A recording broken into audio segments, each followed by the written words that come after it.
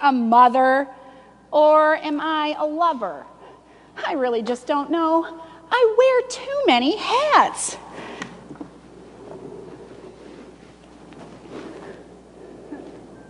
Oh, 6 a.m. already?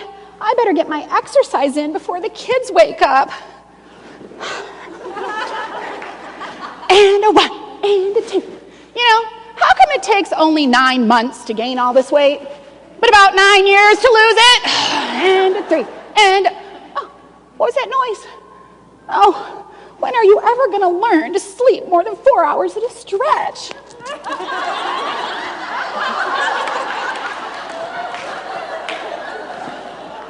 Oh, now look at the time. I have got to get these kids going so Mackenzie's not late for school. All right, up and at 'em. Time to rise and shine. I want you kids to march single file into the bathroom where you will wash your face, you will brush your teeth, you will comb your hair. Then you are to march single file into the kitchen where you will give me your name, rank, and cereal preference. Is that understood? I said, is that understood? All right then, troops, at ease. Hey, Kens, your ride's here. Have a great day at school. Boys, run along and play now. Mommy's going to teach the baby this morning how to eat solid food. Okay, open up the tunnel, honey. Here comes the train. What, Mitchell? Spencer's where? On top of the China hutch. Hang on, honey. Mama's coming. No, Spencer, don't jump. Here, I got you. No, here, I got you. You're fine. What? You pinched your finger. It's just a little bit of blood. Hang on. Oh, there. Let Mommy get you a SpongeBob Band-Aid. What, Mitchell? Where does blood come from? I don't know. You okay, honey? Why is it red? Yes, I know it's blue when it's in your veins, and it's red when it comes out. Hang on. Blood. I know I had this in biology. Okay, blood. Let me see, I gotta remember. You know what, honey? On second thought, why don't you wait till Daddy comes home and you two can Google it, right? Okay, boys, now really, run along and play. I have got so much to... What? Right now? Yes, I know, I promised. Okay, just this once. Same positions as yesterday. Holy tumbleweeds, Robin! We've got to stop the Joker and save Gotham City to the Batmobile! Okay, seriously now, run along and play. I have got phone calls to make, got a lot to do. You guys need to be good, okay? Don't be bugging me when I'm on the phone. Hello, Community First Bank? Yes, this is Mrs. Eamon calling, Vice President of Eamon & Eamon Incorporated. Yeah, that little matter of that bounced check. Oh no, it was not I who bounced the check. It was our CEO, Mr. Eamon. Oh, but you know what? I can assure you it will all be cleared up by 5 p.m. today, okay? Oh, listen, my call waiting's ringing. Thanks. You have a great day. Bye-bye. Hello? Oh, hey, honey. Oh, not much, just the usual. What's up with you? The boss and his wife for dinner. Sure, if they don't mind fish sticks and french fries. What's that? Chicken cordon bleu, asparagus almondine, and a homemade apple pie. In an hour. Sure, honey. No problem at all. Glad I could help out. Well, we'll see you then. Bye. Men, don't they ever plan ahead? There, got all this spare. Oh, hey, Mackenzie, you're home. How was your day? Great. Hey, listen, put your backpack there, and could you take Rocky outside? He's tracking mud on the kitchen floor. Thanks, honey. Boys, stop fighting. There are plenty of Legos to go around. Mackenzie, did you not hear me? I said, your dog is tracking mud on my kitchen floor. Can you get him out of here? Thank you. Do these kids ever listen? Spencer, put that lightsaber down. No, you're not Obi-Wan Kenobi, and he's not Darth Maul. Stop smacking your brother with that thing. Mackenzie, get your dog out of this kitchen. Don't you kids ever listen to me? You're starting to make me angry. And angry? Well, it's not a pretty sight! Mackenzie, get this dog out of here. Spencer, on the couch. Mitchell, on the love seat. I don't want to hear another word out of the two of you. And as for you, my fine lady, true, I can't attend to you here and now as I'd like, but just try to stay out of my way. Just try. I'll get you, my pretty, and your little dog, too. What?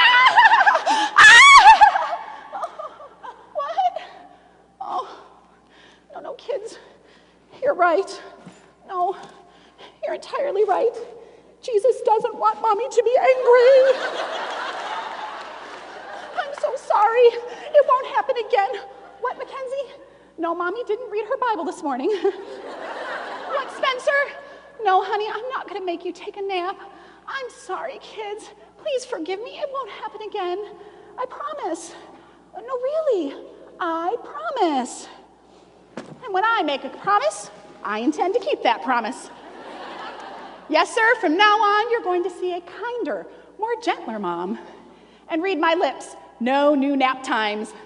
Now let's all form together to get a new world order going in this house because Daddy and his boss are driving up the driveway.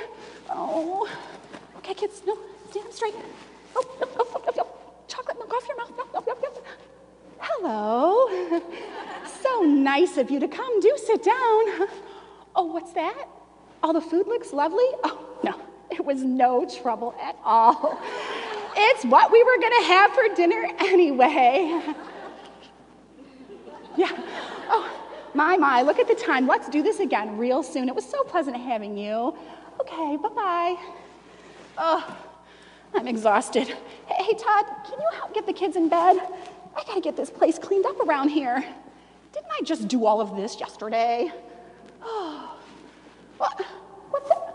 Oh, I'm sorry, honey. No, you can't have chicken cordon bleu.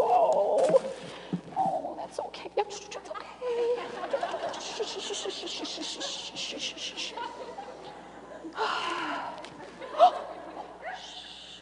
Todd, are the kids in bed? The baby's finally asleep. Oh, I'm exhausted. Oh, what a day. I just need some rest. I don't know how I made it through that day with all that to do. I am going to sleep, and I don't want to hear a word from anybody for at least 6 hours. What a day. I need some rest.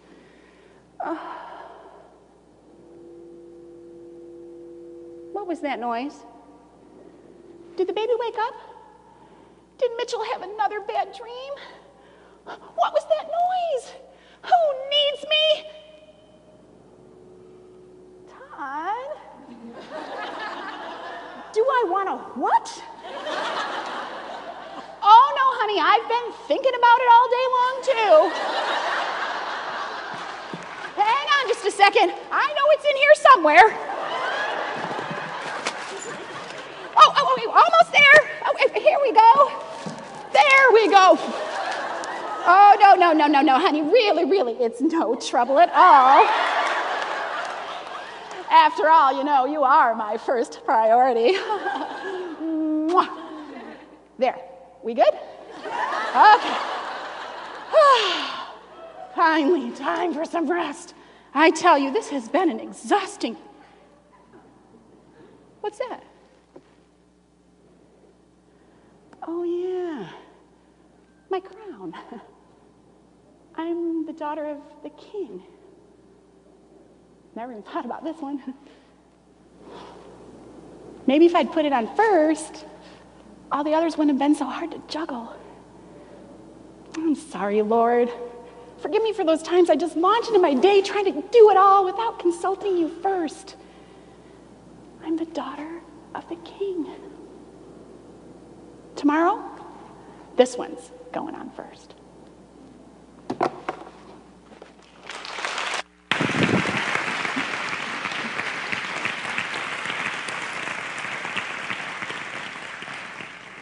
Well, we laugh because it's so true. You know it is. And as wives and moms and homemakers and daughters and sisters and employees and coworkers, we just have so much to balance. And so months ago, we planned the theme verse for the conference. And it was in Matthew 11:28, which says, where Jesus is speaking. He says, "Come to me, all you who are weary, and I will give you rest." And we can see from Karen's skit, we need rest. And in a few minutes, I'm going to invite up all the speakers here so that they can share their stories, because I've been to conferences before when the ideals were just so high that I left burdened, that I left discouraged, actually. And so I want today to encourage you, for you to see that we are not replicas of each other, that we are not cookie-cuttered women, that there are 1,000 different ways for a godly Christian home to look. And so we all have different, unique personalities, husbands, children, circumstances, and trials. For example, my mother, she raised my sisters and I to walk with the King. And we married godly men and are building godly homes. But do our homes look alike? Not at all. My sister Kristen has 3 boys, and her children attend public school. She works full-time from home. There's high energy in their home and a revolving door of teenagers and tons of athletics. But then there's my other sister, Jennifer, and her home is the complete opposite. It's very calm. They're all musical and artistic in their family, and her children attend Christian school, and she works part-time at their Christian school, and her son plays guitar, and her daughter plays piano, and so it's completely different atmosphere in their home. And then there's my home. We're very wordy. And so I got a son and a daughter. They're homeschooled. They're in elementary school. And so our homes are all completely different. And then we have different husbands. My husband is an alpha male. He's a visionary. He runs a business. And my sister's husband is a pastor here at our church and is very athletic. And then my other sister's husband is very artistic. He designs custom homes. And so sometimes their advice for my marriage doesn't work. But the one thing that we find is that when we go to God's word, his word always works.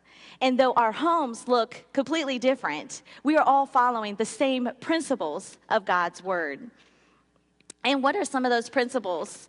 2 of the main ones come when we think about our marriages. Genesis 2 says that Eve was created to be the helper to Adam, and so she was a helpmate to him. And then in Ephesians 5:23, it says that the husband is to be the head of the home. And so God has given women the support role in our homes. And so these 2 truths need to be woven throughout all of our homes, even though it's going to look different.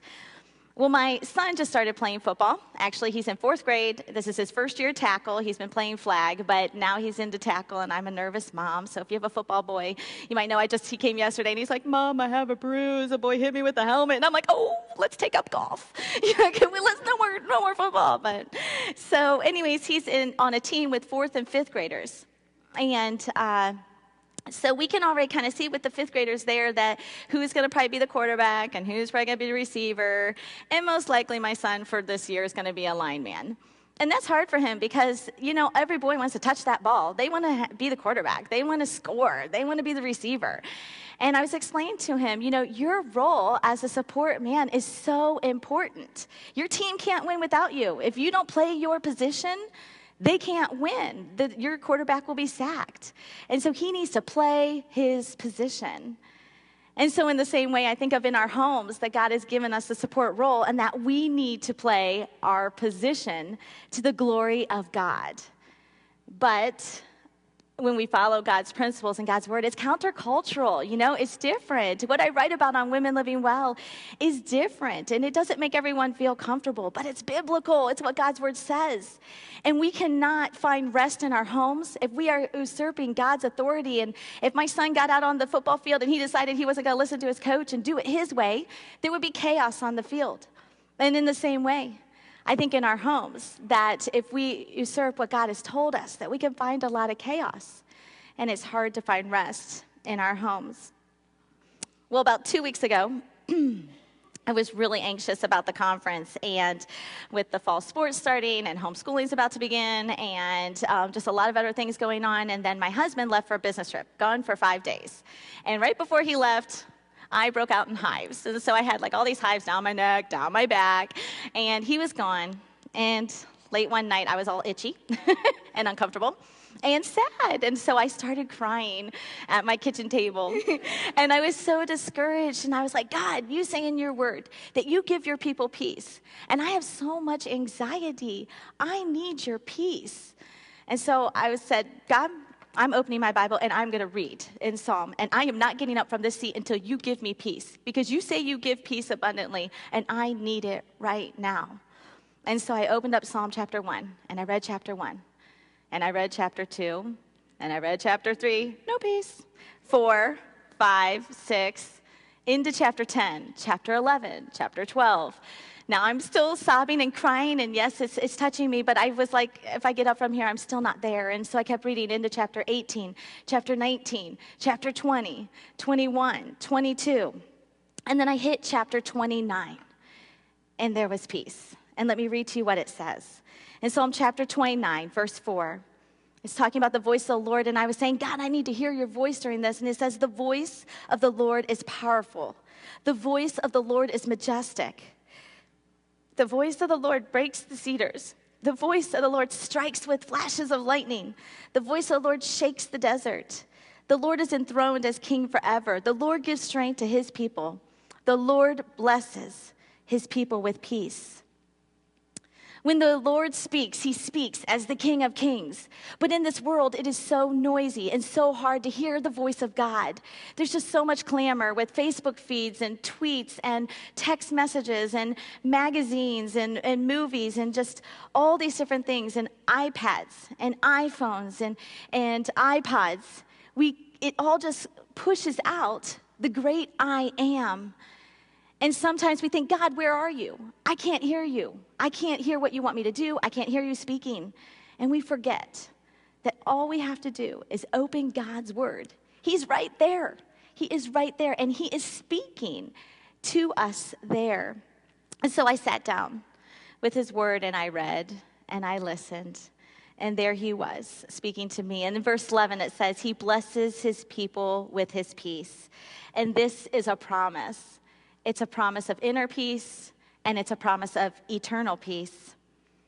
And those of you who follow my blog know that every fall I have a Making Your Home a Haven challenge where we always start out the challenge with lighting a candle. Has anybody lit their candle?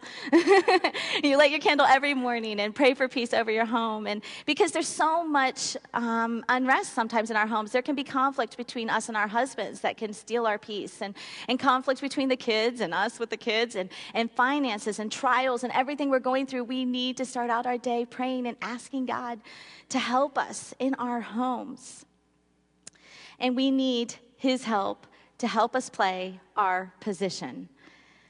But we cannot do it alone. Well, 6 days ago, just 6 days ago, we buried my grandma. And it was sudden in the sense that she was totally healthy and unexpected, but she was 90, so we knew that time would come. But it was just last Sunday, a beautiful sunny day, that we buried her. And she was a true Proverbs 31 woman. And at the funeral, her children shared about her. And one of the things I just loved is that her oldest son said, you know, what he praised her for was that he's like, Mom always had great baked goods and her Kool-Aid. She would show out of nowhere with Kool-Aid for me and the neighborhood kids. And I'm like, really?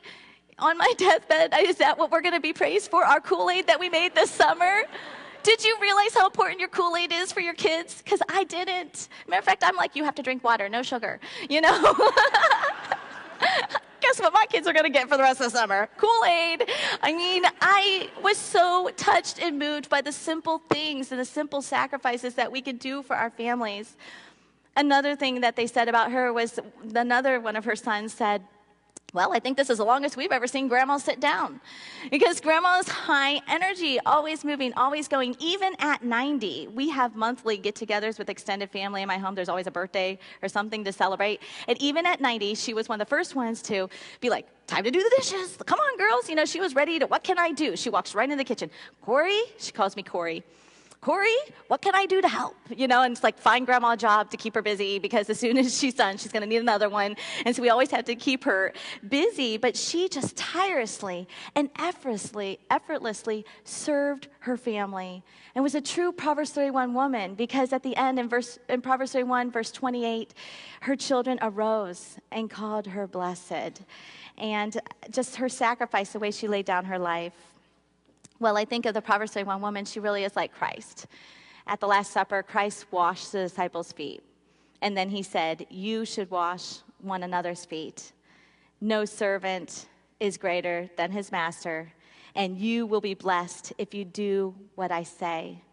And many of you know that I have a Proverbs 31 ebook that's free on my blog, and a lot of people have downloaded it, but I just love the Proverbs 31 woman because she serves and she serves and she serves diligently, not as a woman to be walked on. Because in our culture, a woman who says, I want to serve God, serve my family, people look down on that. They think you're unintelligent. They think that you are weak, that you're not strong. And that's even something that I feel like is almost a lie of our culture, is that we need to push our men down so that we can be intelligent and strong. And what I love about a Christian marriage is that I can be strong and intelligent, and he can be strong and intelligent too. We can both be. And that's what the Proverbs 31 woman was, is that she served her family with dignity and with strength. And she was like Christ. And so my grandmother walked with the king and role modeled being a servant. And then my mother, she played her position, and she showed me what living like Christ looks like in high heels. And now it's my turn to walk with the king and to show my children what it looks like to play my position. And one day it'll be my daughter, I pray, that she will walk with the king and that she will play her position to the glory of God. And though it's countercultural, because we are followers of Christ, because we're Christians, it's going to look different. Well, I love the book Just Give Me Jesus by Anne Graham Lotz. And she says in her book, the cross is not just a symbol of love or a fashion statement. The cross is your daily decision to deny yourself, to deny your rights, to deny your goals, to deny your dreams, and to deny your plans. And to deliberately, wholeheartedly, unreservedly live out your commitment to his will, his way, his word, and his wisdom. The cross is your decision to live for Jesus, period. No ifs, no ands, no buts, no maybes. And that is what the cross means as followers of Jesus. Jesus said, if you come after me, you must deny yourself for our husbands, for our children, so that we can love God. The greatest command is to love God. And the second greatest command is to love our neighbor, so that we can love others. And I think we can get exhausted and we can get beaten down. And we have to remember we need to come to Jesus, because he's the one who gives these commands. And then he says, and when you're weary, come to me. I will give you rest. And we don't want to be beaten down in our position. We should have joy so that we can shine like lights in a dark world. So you are not alone. Go to God and walk with the King. All right, so these are all our keynote speakers. You might recognize some of them. We'll just go down the line and let them introduce themselves. Sure. I'm Janelle with ComfyInTheKitchen.com. I've been married for 11 years, and I have 3 little ones at home. I'm Claire from Peak313.com. I've been married for 10 years, and we have 2 small kids. I'm Angela from GoodMorningGirls.org. I have 3 little girls, and I've been married for 14 years this past July. I'm Ruth from TheBetterMom.com. We've been married 15 years, and we have 4 children. Hi, I'm Karen Eman from Proverbs 31 Ministries and KarenEman.com. I've been married for 27 years to my college sweetheart, and we have 3 children. Well, 4 if you count this one. I'm Darlene Schacht from TimeWarpWife.com. I have 4 children, ranging in ages from 10 to 21, and we've been married 25 years next month. All right, so we're going to start by just talking about our homemaking, and obviously God made us all differently. So how many of you here love to decorate? Who's a decorator in the group who likes to paint their walls, decorate? I've seen you paint on your walls. It's pretty. Okay. I'm just tricking you. How about sewing? Do we have any seamstresses up here? I used to sew a lot. You did? Okay. How about cooking? Who loves to cook in the kitchen? I like to eat. Does that count? All right. I love to eat. Okay, how about organizing? Anybody neat and tidy? She's got a book on it. Oh, yeah, she's good. How about laundry? Does anyone enjoy their laundry? I like to do it. I don't like to put it away. How many loads do you guys about do? Probably about 10 a week. 10? About 12 in my house, but I have 3 kids, and I like to work myself out of a job, so by the time they're 12, they do it. So I just enjoy watching them do laundry. That's right. And they do sports, and that makes more. Make their own. You can say. Oh, yeah. We have a baseball family, so I feel like it's just never ending. It just keeps going and going. I don't even count. And how many husbands do 50-50 work? Anybody got a husband that does 50-50? He does more than me sometimes, depending, you know. Wow. I love a man with dishpan hands, and he enjoys things neat, so he pitches in. So Right. Yeah. My husband does a lot too. Okay. It depends on how busy he is, but he does as much as he can do. Okay. And mine is very helpful as well. He helps dishes after and puts kids to bed and stuff, so very Great. helpful. Nice. They need to have a conference. All right. So how do you girls motivate yourselves on the days when you're like, I'm exhausted, I'm tired, I'm done, I don't want to do this? How do you stay motivated to keep on in your home? For me, it's routine. I think that I have a certain time where I do this or I do that. Like at 3 o'clock, from 6 o'clock, I know is the busiest time of my day. So I go shopping and I pick up my kids from school and I make supper, and it's just that time, you know. I look at the clock, okay, I got to go, because it's that routine I have every day. I think that's an important part of getting yourself out there. Just have those habits that you form. Mm-hmm. I think for me, I try to live by a concept we tell our kids all the time, which is work before play. So if I get a real handwritten note in the mail, anybody still get those things? I won't open it till my work's done for the day. I like motivate myself with something play for me by getting my work done first. Or if I really want to call my best friend from college and she knows I'm going to be calling her sometime this week, I'm, okay, when I get this nasty chore done, then I'm going to call her. So I kind of motivate myself that way. Right. I think it's okay to take a break too. No. Okay. Because sometimes we feel exhausted and we force ourselves to keep going and going, but this is kind of a funny story. I used to, if I was sitting on the couch when my husband came home from work, I'd be like, whoa, you know, I'd jump up, you know, like he'd think I was sitting there all day or something. We all do it. I had this in my head that he would just naturally think that. And at some point I realized I should just ask him if he's thinking that when he walks in the door. And he was like, no, never. So I just had put that upon myself. It's okay to take a break sometimes. So Absolutely. Okay, so what are some of your favorite homemaking tools? I have a good one. Yeah. I have a housekeeping schedule on my blog, Time Warp Wife, and it's also in the back of my book. And it just kind of, it's something I like to have to walk me through every day, you know, so I'll have a certain thing I do this day and that day, and it just keeps me really organized, and it's good for my kids too when I can start training them on the housekeeping schedule. And I have little chore charts like printables and stuff like that. Those are good homemaking tools too. Great. Yeah. Yeah, I would say my kids. My girls are old enough now that they can really start helping me, and that really has been awesome. So I've kind of done the chore charts this year, and it's just really, you know, help keep the house really clean. And my husband, when he comes home from work, really likes to see the house really clean and stuff. And so that's just one way that I show him love, is by making sure that, you know, things are nice and picked up. And so I'm like, come on, girls, you're old enough now. Come and, you know, help me and stuff. And it really makes it nice. And they love, you know, helping mom out. So Yeah. Karen has one. I have one I found probably about 18 years ago. It's called a speed cleaning apron, and it's by a website called thecleanteam.com. This man who started cleaning houses to put himself through college, and he made so much money, he started this business teaching people how to clean their houses quickly. So without going into too much detail, it's just a really great tool to help you not walk the perimeter of your house like 7 times. You know how it is, you take your dusting spray and you walk and you do all the wood and then you put it down. Then you take your stuff for your windows and you walk all the way around your house and you put it down. This is like an apron that has all the tools right with you. You can make one yourself, like you don't have to buy his, although I think they're great. My husband got me one year for Valentine's Day. It was a cold, night in our house that night.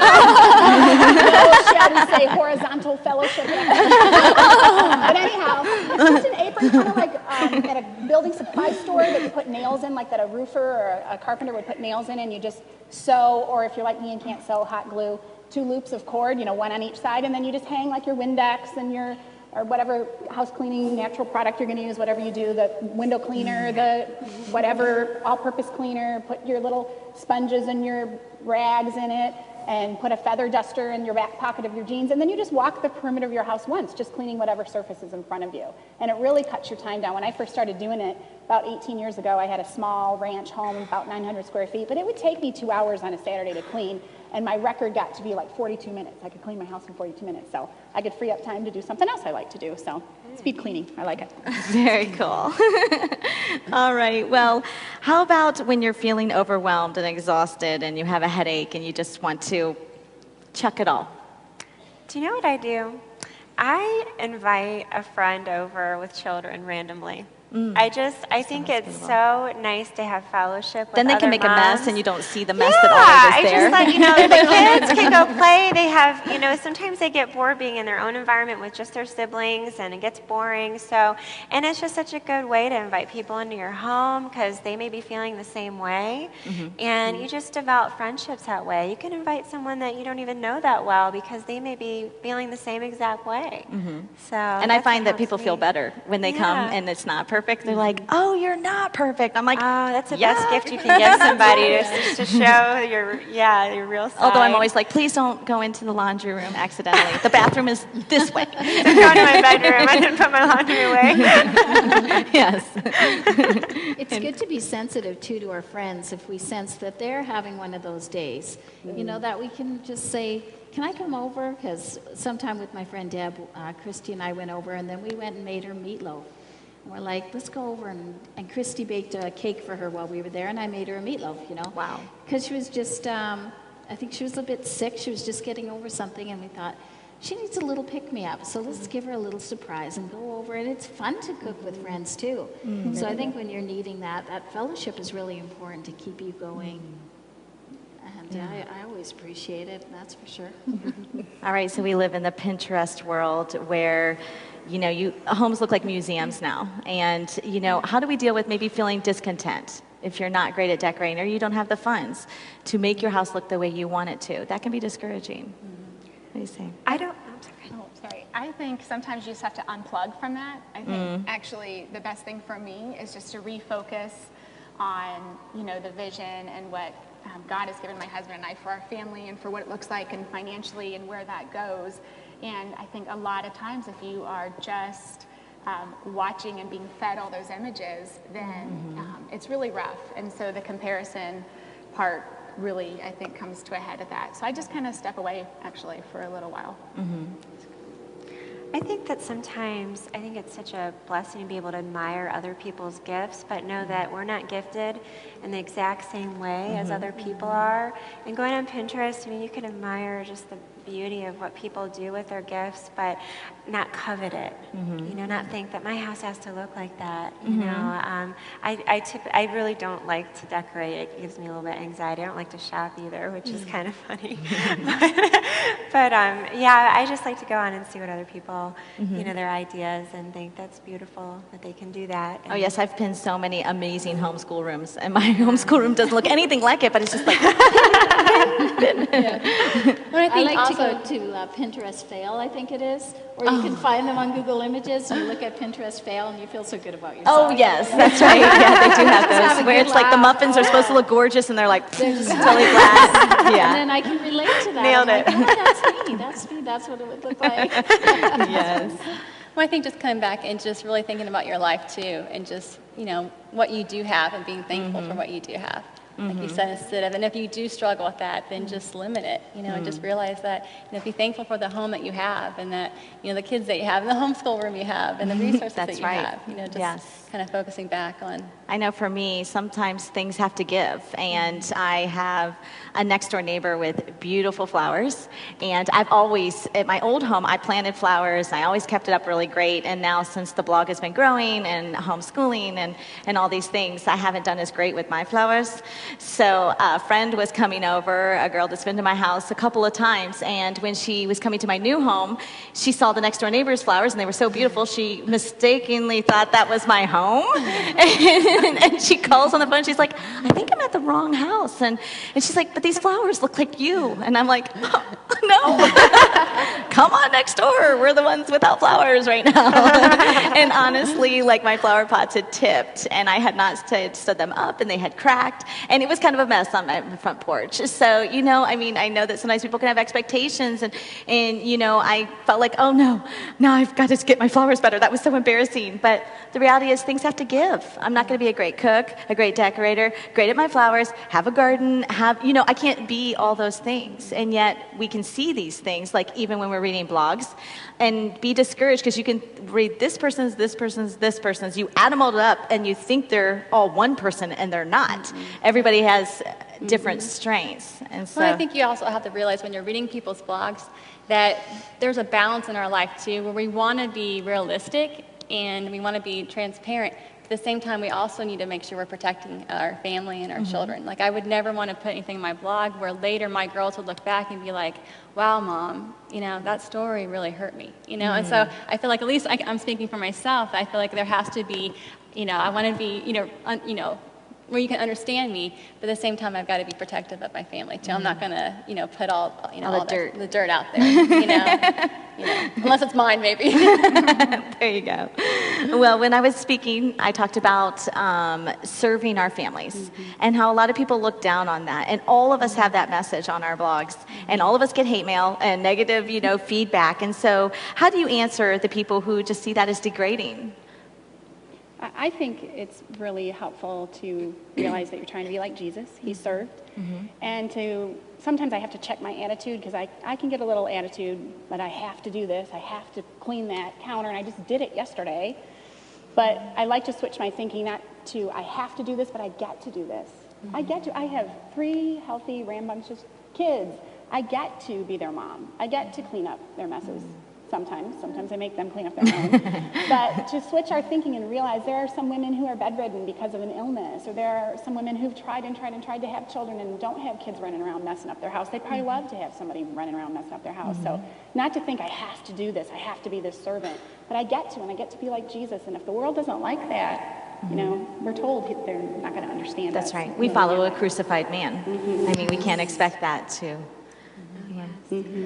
Well, God knew that man needed a helpmate. And I just think that we as women are so valuable in our homes, and we don't realize it. We are the glue. We make the home comforting. We make it peaceful. We make it cleanliness is just when the kids and your husband walk home. It just is such a gift that you're giving your family, warm meals. When mom's not home, I don't know if you guys, like today, you're going to be away. You're going to come home, and your house is going to look different when you get home. You're going to notice what happens when mama's not there. You just are so valuable. I really want to drive that home, that serving is such a gift for your family. It really is. Yeah.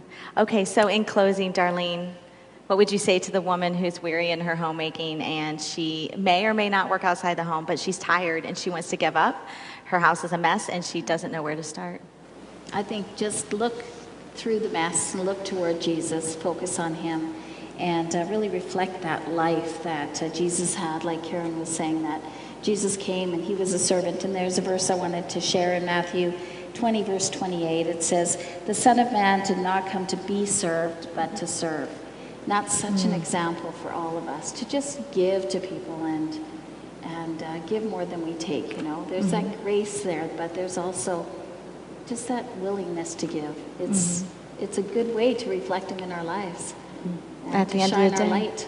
That's right. So And at the end of the day, it brings thing. us back to Christ, back to his word, back to walking with the King.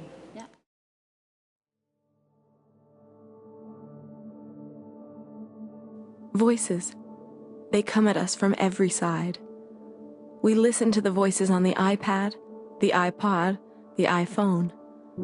But are we listening to the voice of the great I Am? Living well in this modern world is a challenge. Increased responsibilities, kids' activities, and the new front porch of social media have changed the landscape of our lives. Women have been told for far too long that being on the go and accumulating more things will make our lives full.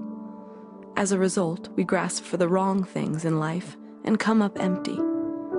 The foundations of our marriages, families, and homes have begun to crumble.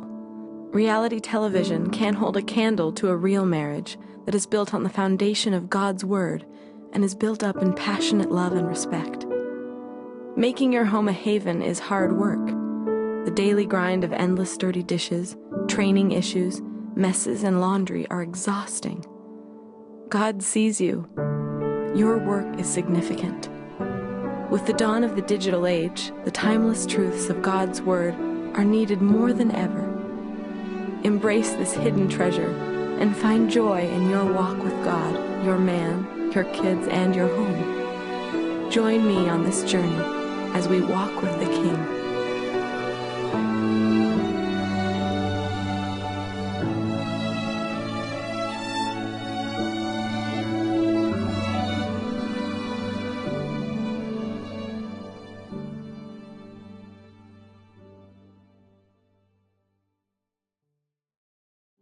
Give me Jesus.